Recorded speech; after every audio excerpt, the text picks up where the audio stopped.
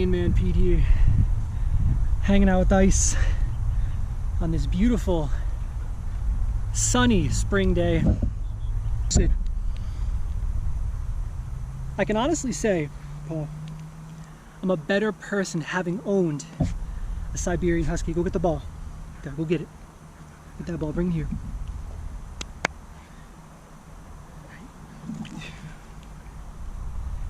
Truly an energetic breed.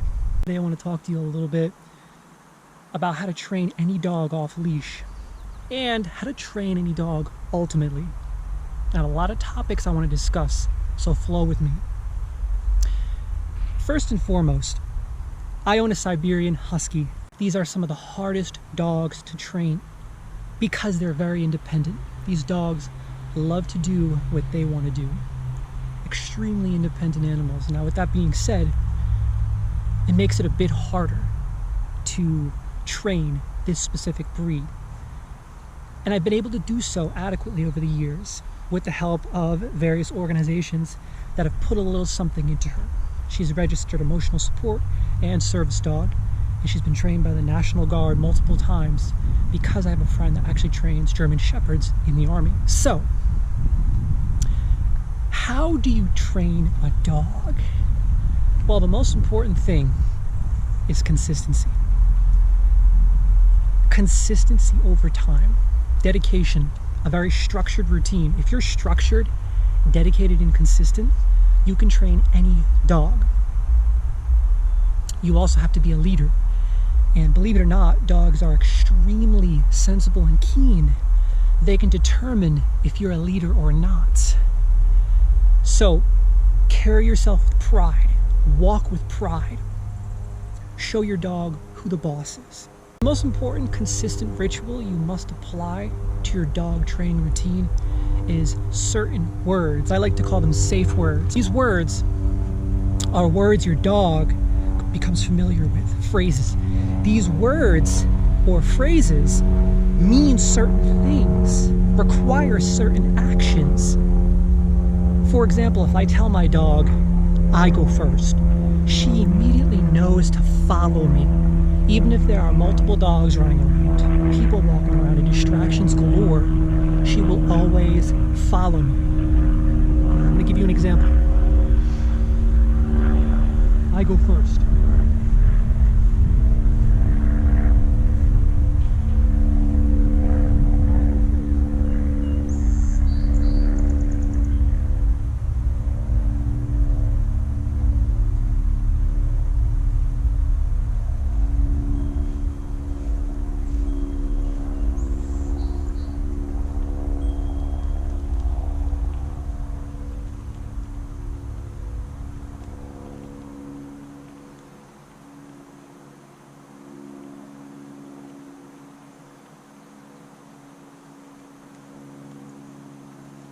Go potty.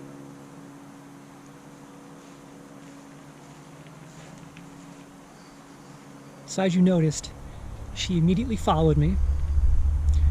There were no complications because she's familiar with that phrase, I go first. And then if you notice, when I said go potty, she immediately went off to go potty. She's familiar with specific words, phrases. And it's very important from a very young age to distill these safe words into your dog. It's actually critical, especially at a young age, because they become molded by these safe words, and then over time it just becomes ingrained into their mentality. Once again, I go first.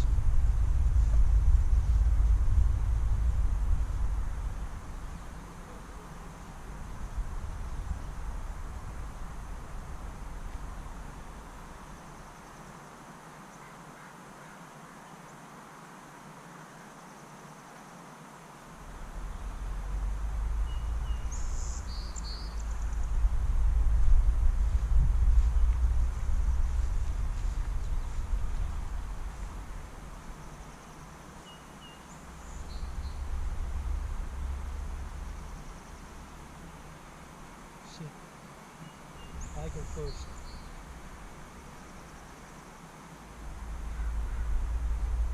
Sit.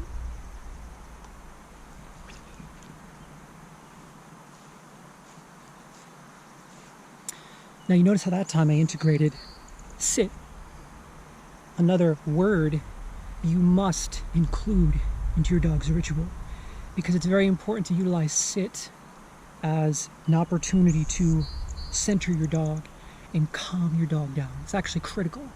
It's very important. A simple word such as sit can go a long way. Now it's important to come up with various words.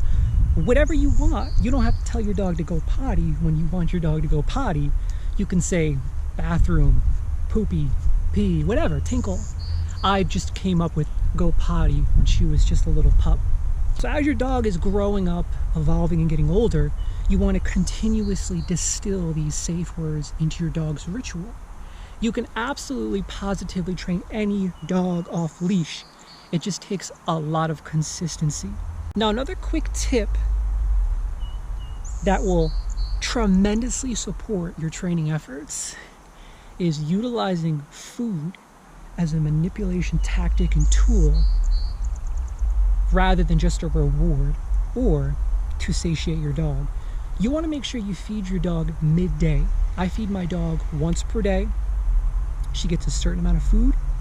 She either eats it all or leaves a bit, and then I take the bowl away and that's it. Now the rest of the day, prior and after, I'll give her dog treats occasionally, but she only gets that meal once per day. So she's looking forward to that meal a majority of the day. And in the process, she's working for it. She's more disciplined, more efficient. She's more open-minded to doing what you want because she knows she has to impress you to get her meal. So you want to use feeding time as a manipulation tool. It's a great tactic to enhance your training efforts ultimately. Now, let me just show you how easy it is to keep your dog off leash.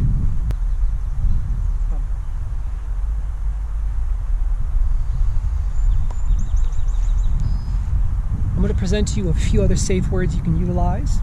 Come, sit, and stay. Come, sit, stay. Catch the ball. Come. Play.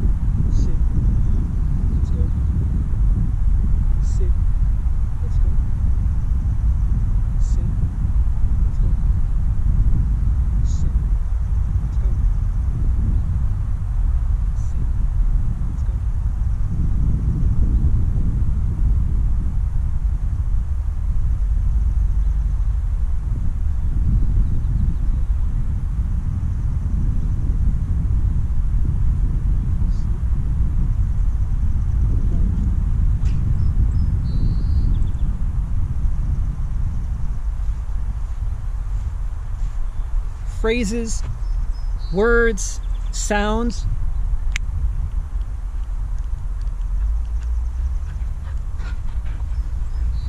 Let's go. Sit, stay.